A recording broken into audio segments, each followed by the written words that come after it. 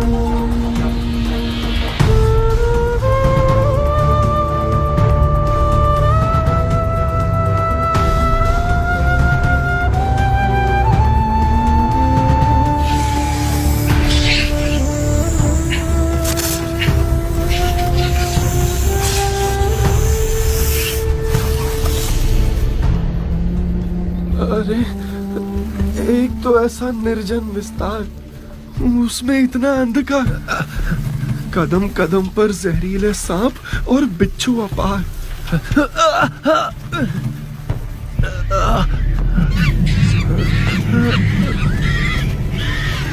और ऊपर से कभी भी कोई भी जंगली पशु कर सकता है कहीं से भी वहां। हे भगवान, अब तो तू ही कर मेरा उद्धार।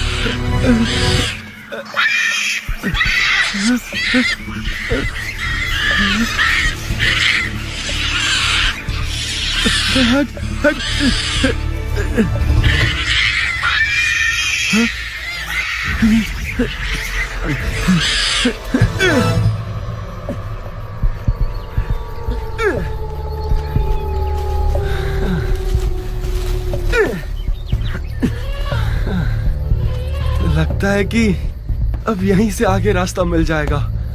भगवान, अरे ये तो मैं उसी जगह पर आकर अटका जहां से रास्ता ढूंढने के लिए निकला था। भगवान, क्या मुसीबत है। परमात्मनि यो रक्तो विरक्तो अपरमात्मनि। अरे ये आवाज कहाँ से आ रही है? कौन है ये? विरक्तो अपरमात्मनि। कौन है यहाँ? कौन है यहाँ? परमात्मनि यो रक्तो विरक्तो। अरे वर्णी जी, साधु राम, अच्छा हुआ आप मिल गए।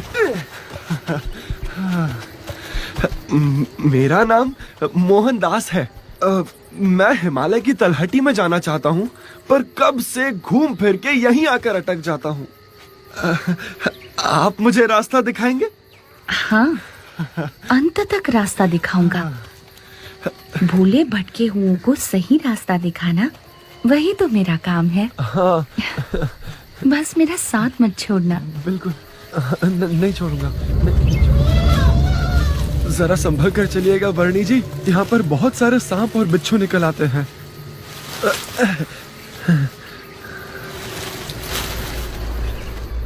शिकारी पशुओं की तो भरमार है यहाँ, कहीं से भी सामने आ सकते हैं। बहुत ध्यान रखिएगा। इसमें थोड़ी भिक्षा दे दीजिए। धन्यवाद भैया। धन्यवाद। आज तो वर्णी जी के लिए बहुत बढ़िया भोजन बनाऊंगा। प्रभु जी उतारे भाव पार मेरे। बोलो कर ले भजन लगातार मनवा, ओ आत्म उद्धार मनवा, प्रभु जी उतारे भाव पार। वर्णी जी सो गए, मैं भी जरा आराम कर लेता हूँ। लाइए मैं आपको स्नान करा देता हूँ वर्णी जी। नहाइए। आपकी सेवा करने से ऐसा आनंद मिलता है जैसा भगवान की सेवा करने से मिलता है।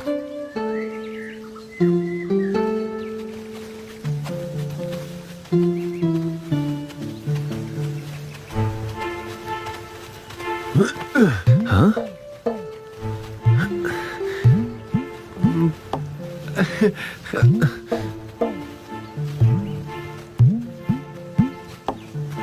ये कमंडलू बहुत सुंदर है। क्या मैं इसे संभाल कर रखूं? हाँ, रख लो। ठीक है, धन्यवाद प्रभु। मोहनदास जी, आप सब कुछ त्याग कर साधु किस लिए बन गए हो? प्रभु प्राप्ति के लिए, मोक्ष पाने के लिए।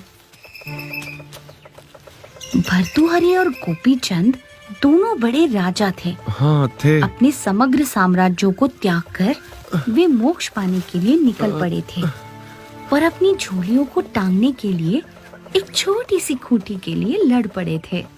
लो बोलो। इसकी रचना बहुत सुंदर है।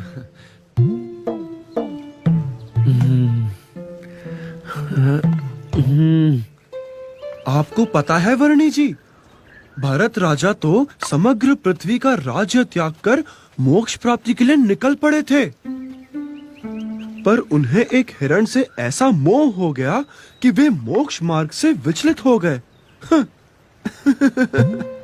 ये कमंडलू, इसे तो मैं बहुत संभाल कर रखूंगा।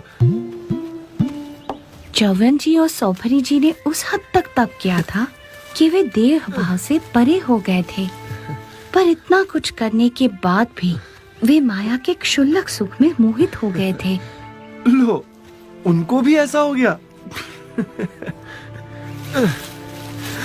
बड़ा अजीब है ये माया का चक्कर। हाँ। वैसे आप इसका करोगे क्या?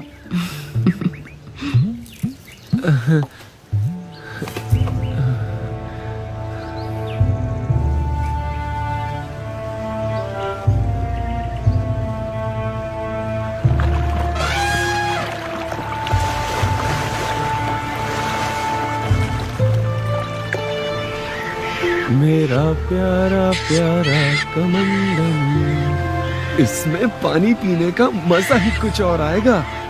इसे संभाल कर रखता हूँ, क्योंकि प्राण जाए पर कमंडलू ना जाए। ये कमंडलू मुझे दे दीजिए। हाँ हाँ जरूर, लीजिए। यहाँ से नदी पार कर लेते हैं।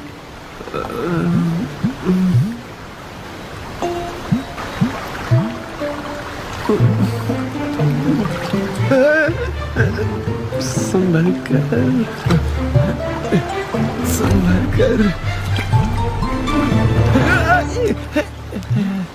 बच गया।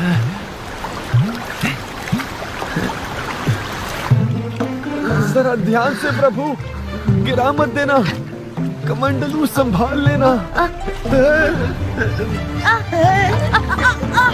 अरे मैं पकड़ लूं? अरे मेरा कमंडलू टूट ना जाए, संभालिएगा। अरे संभल कर, क्या कर रहे हो? बच गया। संभल कर, अरे संभल कर, हाँ, संभालिएगा। मैं नहीं गिरूंगा, अरे ध्यान चिंता मत कीजिए। अरे कहीं कमंडलू ना गिर जाए, टूट ना जाए। हाँ हाँ, ध्यान रखूंगा और आपके कमंडलू को भी कुछ नहीं होने दूंगा। मैं पकड़ लूं? हे भगवान, बच गया मेरा कमंडलू। वर्णी जी, आप इसका क्या करोगे? दे दो मुझे, कितना प्यारा है। मोहनदास जी, लाइए, मुझे दीजिए।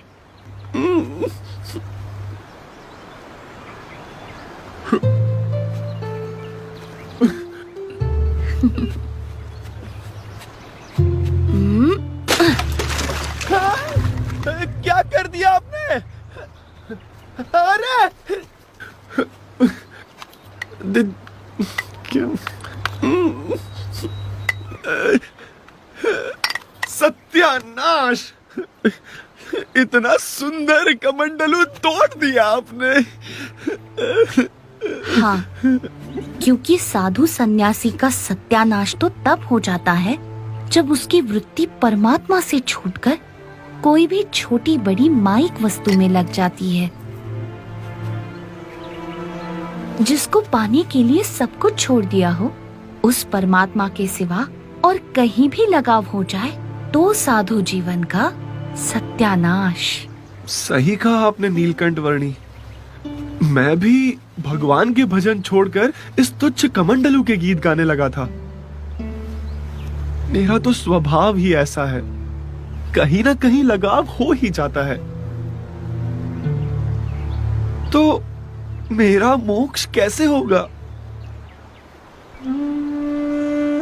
निराशा से निराकरण नहीं होता, आशा रखिए मोहनदास जी।